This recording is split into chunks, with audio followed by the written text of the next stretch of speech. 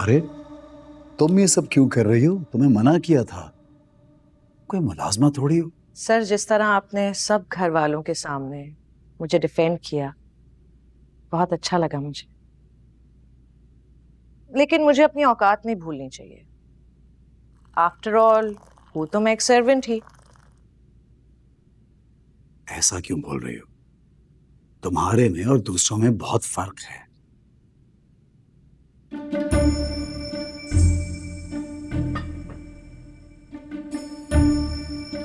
Sir, चाय पिए, ठंडी हो जाएगी।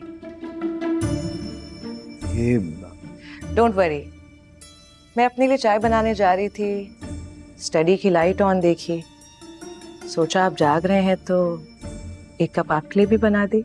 बहुत शुक्रिया। शबाब मैम तो बहुत गहरी नींद सो गई हैं। बैठो ना, चाय तो बहुत अच्छी है। थैंक्स। एक बात तो बताओ, ये थैंक्स के अलावा भी कुछ आता है क्या ना तुम्हें?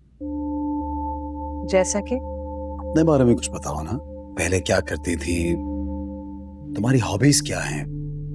मैं तुम्हारे बारे में जानना चाहता हूँ। क्या करेंगे जानकर? मुझे लगता है तुम्हारे अंदर बहुत कुछ है, लेकिन तुम खुद को कंपोज कर लेती हो, एक बंद किताब की तरह।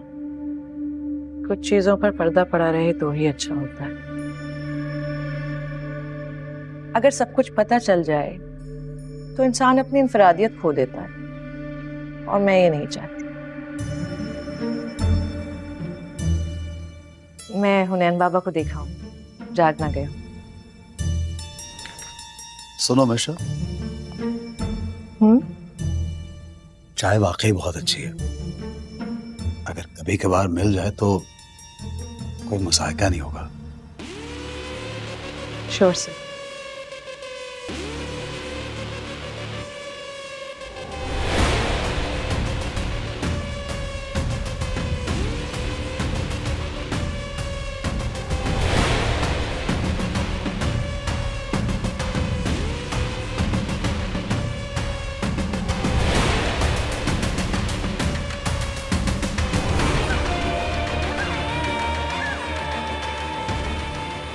कुछ तो है इस लड़की में।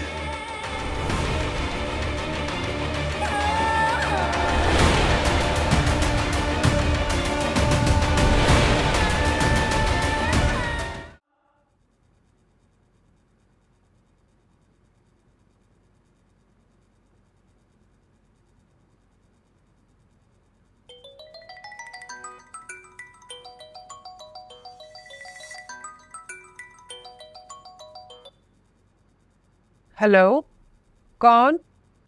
अम्मा, मैं निहाल। निहाल? निहाल मेरी बच्ची, कहाँ हो तुम? मैं कितनी दफा हवेली गई हूँ, लेकिन उन लोगों ने तुमसे मुझे मिलने नहीं दिया। तुम कैसी हो? बच्चा कैसा है? उन लोगों ने तुम्हें कबूल तो कर लिया है ना बेटा? अम्मा, मैं बिल्कुल ठीक हूँ। ज्यादा देर आपसे बात नहीं कर सकती। बस यूं समझ लें कि आजमाइश अभी बाकी है।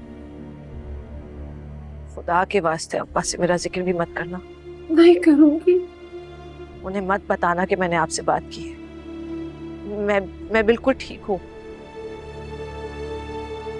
निहाल, हम लोग भी उस शहर से दूसरे शहर आ गए। साईं के गुंडों ने हमारा सामान उठा के बाहर फेंक दिया था, लेकिन तू फिक्र मत कर, मैं तुझसे मिलने आऊंगी। मैं किसी से नहीं डरती। नहीं अम्मा, मैंने आपको इसीलिए फोन किया है। जब तक मैं ना कहूँ यहाँ हरगिज मत आना, वरना मेरे लिए मुश्किल हो जाएगी। और प्लीज खुदा के वास्ते अब्बा से मेरा जिक्र भी मत करना, ठीक है? ऐसी आजमाइश में पड़ गई है तो मेरी बच्ची। अच्छा, मैं फोन रख रही हूँ, अपना ख्याल रखिएगा। सुन तो,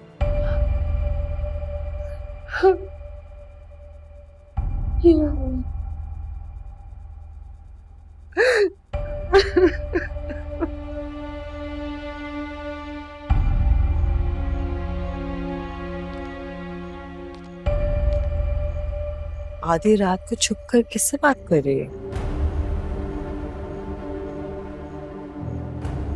इस तरह छुप के दूसरों की बातें सुनना बदतहजीबी कहलाती है। दूसरी बात, मैं आपको जवाब देने की पाबंद नहीं। जवाब दे दो तुम हो। आधी रात को छुप कर किसी से बात कर रही। इरादे नेक तो नहीं हो सकते।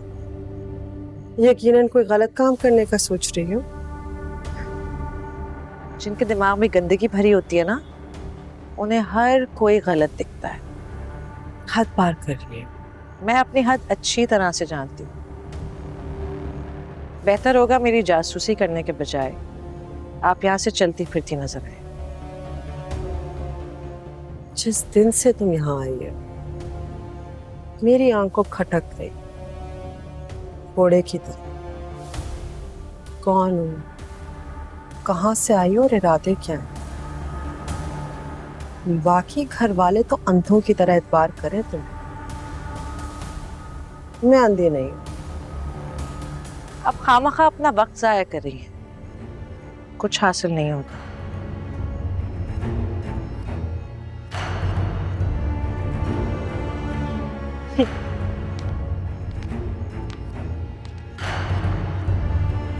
ज़किया बिल्कुल ठीक कहती है तुम्हारे बारे में।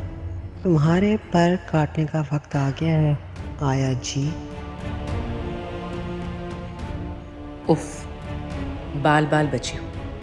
अगर इसको जरा भी शक हो जाता तो न जाने क्या हो जाता। शक हो भी गया हो तो कोई फर्क नहीं पड़ता। जब तक कोई सिरा हाथ आएगा तब तक बहुत देर हो चुकी होगी। पापा ठीक कहते हैं, मुझे बहुत मोहतात रहने की ज़रूरत है।